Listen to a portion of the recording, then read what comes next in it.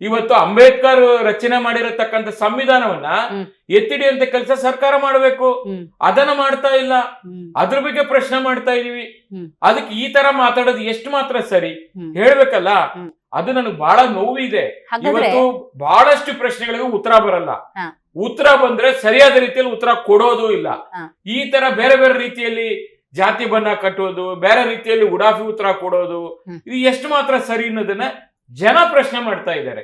ಸರ್ವಾಧಿಕಾರ ಧೋರಣೆ ಆಗ್ತಾ ಇದೆ. ಪ್ರಶ್ನೆ ಮಾಡೋ ಹಾಗಿಲ್ವಾ ಹಾಗಾದ್ರೆ ಪ್ರತಿಪಕ್ಷ? ತುಗ್ಲಕ್ ರಾಜ, ತುಗ್ಲಕ್ ಆಡಳಿತ ತರ ತೋರಿಸ್ತಾ ಇದ್ದಾರೆ.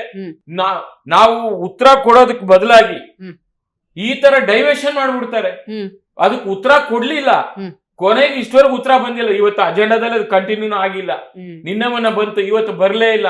ಅದು ಕೂಡ ನಾನು ಸಭಾಪತಿ ಕೇಳಬೇಕು ಅಂತ ಇದ್ದೀನಿ. ಅರ್ಧ ಗಂಟೆ ಚರ್ಚೆ ಅಂತ ಇತ್ತು.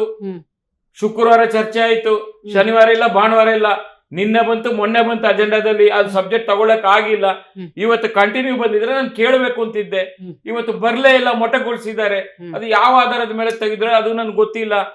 ಆ ವಿಷಯನೇ ಪ್ರಸ್ತಾಪನೆ ಆಗಿಲ್ಲ. ಅದರಿಂದ ಇವತ್ತು ಈ ಸರ್ಕಾರ ಯಾವ ಮಟ್ಟಕ್ಕೆ ಕೆಲಸ ಮಾಡ್ತಾ ಇದೆ ಅನ್ನೋದ್ ಬಗ್ಗೆ ನಮಗ್ ಬಹಳ ನೋವಿದೆ. ಬಟ್ ಗ್ಯಾರಂಟಿ ವಿಚಾರದಲ್ಲಿ ಜನಗಳಿಗೆ ಇನ್ನಷ್ಟು ಗ್ಯಾರಂಟಿ ಕೊಡಿ, ನಮಗ್ ಖುಷಿ ಇದೆ. ಅದನ್ನ ನಾವು ಸ್ವಾಗತ ಮಾಡಿದೀವಿ. ಅದ್ರ ಬಗ್ಗೆ ನಮ್ಗೆ ಯಾವುದೇ ವಿರೋಧ ಇಲ್ಲ. ಆದ್ರೆ ಅದು ನಿರ್ವಹಣೆ ಮಾಡ್ತಾ ಇರತಕ್ಕಂತ ವಿಧಾನ ಇದೆಯಲ್ಲ, ಜನರಿಗೆ ಒಂದು ಕ್ಯಾಲೆಂಡರ್ ಡೇಟ್ ಹಾಕ್ಬಿಡಿ.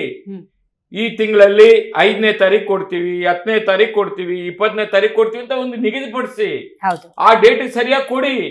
ಇಲ್ಲಾಂದ್ರೆ ನಾವು 6 ತಿಂಗಳಿಗೆ ಒಂದ್ಸತಿನೇ ಕೊಡೋದು. ಇದು 6 ತಿಂಗಳ ಭಾಗ್ಯದ ಲಕ್ಷ್ಮಿ ಅಂತೇಳಿ ಘೋಷಣೆ ಮಾಡ್ಬಿಡಿ. ಅದ್ರ ಬಗ್ಗೆನೂ ನಮ್ದೇನ್ ತಕರಾರಿಲ್ಲ.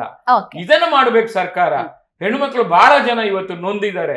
ಈಗ ಕಾಂಟ್ರಾಕ್ಟರ್ಗಳು, ಈಗ ಗುತ್ತಿಗೆದಾರರು ಅಸೋಸಿಯೇಷನ್ ಅವರು ಆಗ್ಲೇ ಬಂದು ಹೇಳಿದ್ರು 32,000 ಕೋಟಿ ಪೆಂಡಿಂಗ್ ಇಟ್ಟಿದ್ದಾರೆ. ಯಾಕೆ ಅವ್ರು ಕೆಲಸ ಮಾಡಿಲ್ವಾ?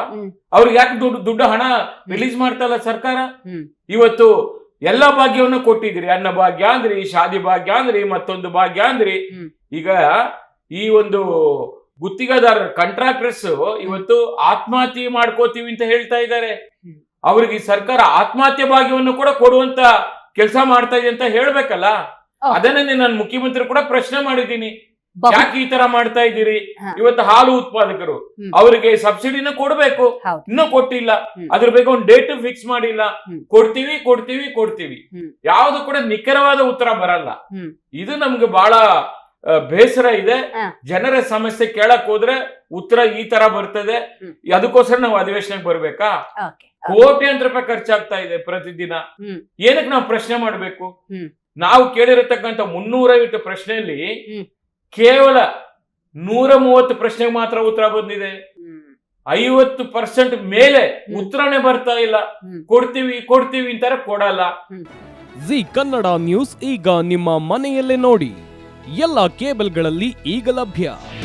ನಿಮ್ಮ ನೆಚ್ಚಿನ ಜಿ ಕನ್ನಡ ನ್ಯೂಸ್ ಈಗ ಸನ್ ಡೈರೆಕ್ಟ್ ನಲ್ಲಿ number 292, Tata Play number 1664, Jio TV number 1334, NXT Digital number 30, In Cable number 30, City Networks 51, U Digital number 162, GTPL number 17, Rockline Telecommunications number 42, Shri Basaveshwara cable number 168, rural cable network 60, Vinayaka digital 57, Abhishek cable 821, City channel 53, Siddeshwara cable network 57, ವಿ4 digital Infotech 628, Surya digital networks 53, Gajanan digital number 836, Malnad Infotech private limited number 56, Metrocast number 830, Victory digital number 167ರಲ್ಲಿ ನೋಡಿ ಆನಂದಿಸಿ.